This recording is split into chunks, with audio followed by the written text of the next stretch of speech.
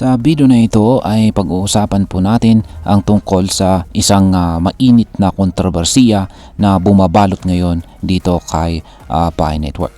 Isang project na dati ay pinangarap ng maraming Pinoy na magiging susunod na Bitcoin. Pero ngayon, tila ba lumulubog na itong si Pi.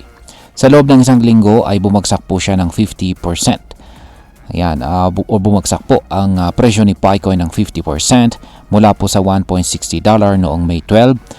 Ayan, at ito po ay umabot po siya ng hanggang 0.73 nitong May 20. Pero ngayon is naglalaro na po siya sa presyong 0.7574. Umangat po siya ngayong araw na ito ng 3% base po dito sa ipinapakita na presyo ni CoinGecko. Ayan. Ngayon ay sa loob po ng ang mas malala po rito ay marami na ang naghihinala na baka isa raw itong rug pull. Isang uri ng scam kung saan bigla na lang nawawala ang team sa likod ng isang crypto project matapos makakuha ng pera mula sa mga investors. Pero ano nga ba talaga ang nangyari kay Pi Network? Totoo bang iniwan na tayo ni Pi?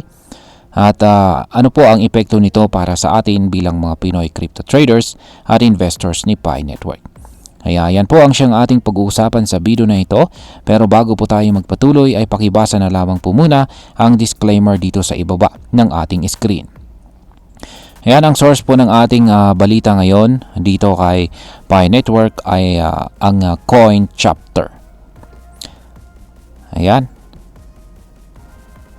Nitong nakarang linggo, maraming Pi Network users po ang umaasa sa isang malaking announcement sa Consensus 2025. Isang malaking crypto event kung saan inaasahan ang update tungkol sa mainnet at ang tunay na gamit ng Pi token. Pero sa halip na makuha ang inaasahang balita, ang founder po ng Pi Network na si Ginoong Nicholas Kokkalis biglang nag-focus po siya sa ibang topic gaya ng AI, decentralization at saka digital trust. Walang update po sa token utility, walang mainnet launch. Ang sabi pa niya, maging maingat daw tayo habang pinipilit ipaliwanag ang long-term vision ng Pi Network. At ang resulta, syempre, biglang nagpanik ang mga investors at nagsimula po silang magbenta ng kanilang mga Pi tokens. Kasabay nito ay may napansin ang ilang blockchain analyst. May wallet na konektado raw sa Pi team na naglipat ng mahigit 12 million na Pi tokens papunta sa mga exchanges.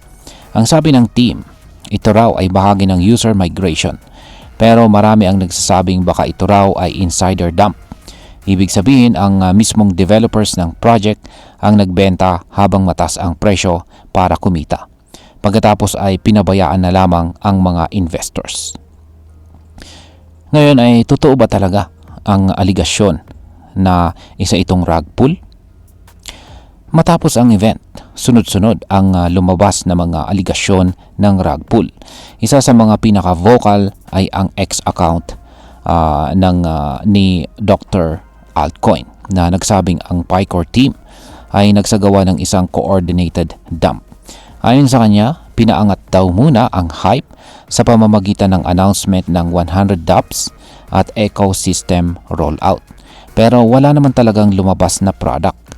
Ang lumabas lang ay ang launch ng $100 million Pi Network Ventures Fund na ayon sa kanya ay para lang pagtakpan ang kakulangan ng tunay na development. Isa pang kilalang analyst na si Atlas ay nagsabi pa na ito raw ang pinakamalaking rug pull ng taong 2025. Ayon sa kanya, dahil hawak ng core team ang mahigit 89% ng total supply, madali po nilang nakontrol ang presyo at binagsak ito para pagkakitaan. Ang kita umano ng team ay umabot pa ng $8 billion. Pero depensa naman ng ilang Pi supporters gaya ng X account na gaya po ng X account ng ni Pi News Zone. Ayan. Ang address na tinutukoy ay ginagamit lang daw sa internal distribution at hindi sa pagbebenta. Pero dahil walang malinaw na audit trail at nananatiling tahimik ang PICOR team, lalong lumalim ang duda ng maraming mga users. Yan. Ngayon ay pag-usapan naman po natin ang lagay ni PiCoin ngayon. Ayan, dito naman po tayo sa technical analysis. Si Pi ay hirap na po siyang makabalik sa kanyang dating presyo. Ayan, check po natin ulit yung kanyang kasalukuyang presyo ngayon. Siya ay naglalaro sa presyong 0.7574. Ayan, kahapon is nasa mga 0.73 po siya. Kaya at least umangat naman po siya ng bahagya.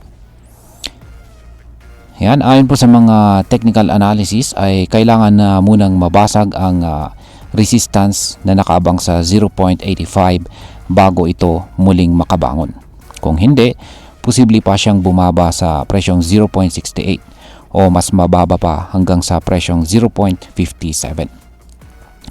Sa madaling salita ay wala na pong bullish momentum. Ang RSI o Relative Strength Index ay nasa 47 lang. Ibig sabihin nito ay neutral na po ang kanyang galaw. Wala ring interest mula sa mga buyers.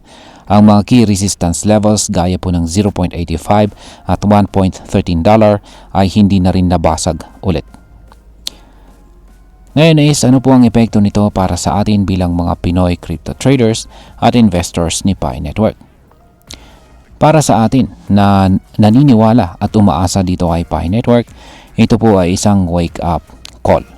Marami sa atin ang matagal nang nag-ambag ng oras para magmina ng Pi gamit ang ating cellphone. Sa totoo lang, dahil hindi naman kailangan ng puhunan sa umpisa, marami ang sumubok nito. Pero ngayon na may value na itong si Pi sa market at lumalabas na may mga aligasyon ng insider trading, dapat po tayo mag-ingat. Kung sakaling totoo ang sinasabi ng mga analyst, ibig sabihin ay hawak ng iilang tao ang kontrol sa presyo ni Pi. At kung sila ang nagpaangat at nagpabagsak sa presyo, kawawa ang mga ordinaryong users na naniwala. Bilang panghuli, ang masasabi ko naman tungkol dito ay yan, bilang observer, yan, dito sa crypto space ay masasabi kong hindi pa ito ang katapusan ni Pi. Pero tiyak na ito ang pinakamalaking dagok sa kanyang reputasyon. Kung totoo na may naganap na rug pull, dapat managot ang mga nasa likod nito.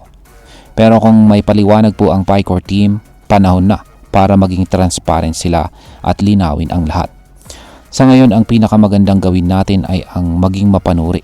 Hindi porket libre o hype ang isang project ay magiging successful na ito.